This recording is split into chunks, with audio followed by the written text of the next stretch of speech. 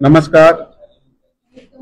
दिनांक 25/5/2025 रोजी रांजणगाव गावाचे पोलीस पाटलाकडून आम्हाला एक माहिती मिळाली होती की खंडाळे रांजणगाव या दोघा गावामध्ये एका मेन रोडवरना म्हणजे पुण्यातून अहिल्यानगरला जाणाऱ्या रोडला उजवीकडे एक निर्जन स्थळामध्ये 3 शव अर्धवट जळाले असे मिळून आले होते.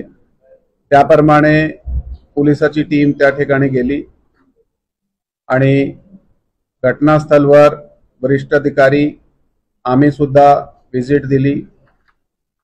त्यामध्ये एक 25 ते 30 वयोगटाची महिला, त्याच्याबरोबर एक वर्ष आणि दुसरा 3 वर्षाचा बाळ, हा 2 मुले त्याच्याबरोबर अर्धवट जळालेली स्थितीमध्ये आम्हाला मिळून आले.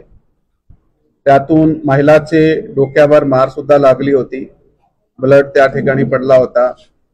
आणि त्याप्रमाणे रांजणगाव पोलीस स्टेशन ज्या ठिकाणी गुन्हा क्रमांक 164/2025 कलम 103 आणि 238 भारतीय न्याय संहिता अंतर्गत दाखल करण्यात आला होता.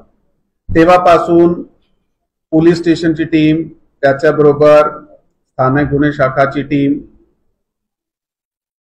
वरिष्ठ अधिकाऱ्याचे पथक त्याच्यात सतत तपासामध्ये आरोपीचा शोध आणि विशेषतः ओळख पटलेली नव्हती माहिताची ओळख पटण्यासाठी खूप काही उपक्रम करण्यात आले.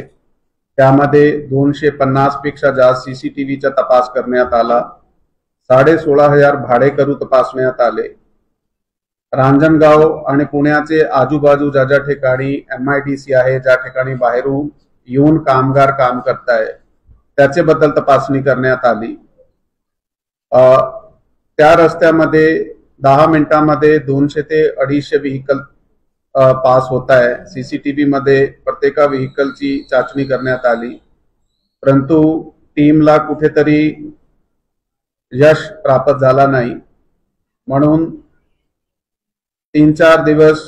मागचे 3-4 दिवसामध्ये आम्ही प्रत्येक पोलीस स्टेशनचे जे बेस्ट अनुभवी डिटेक्शन टीमचे आमचे पोलीस आहे त्यांना आम्ही या हॉल मध्ये बोलून घेतला.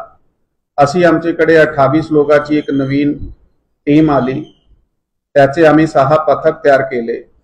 त्या 6 पथकाला वेगवेगळे पोलीस परिक्षेत्र जे आहेत त्या ठिकाणी पाठवण्यात आला. त्यांना चालकाच्या गाड्या आणि इन्व्हेस्टिगेशन फंड देऊन 5-5 लोकांची टीम करून कोल्हापूर परिक्षेत्र, औरंगाबाद परिक्षेत्र, नांदेड परिक्षेत्र, कोकण रेंज आणि नाशिक परिक्षेत्र या ठिकाणी पाठवण्यात आला.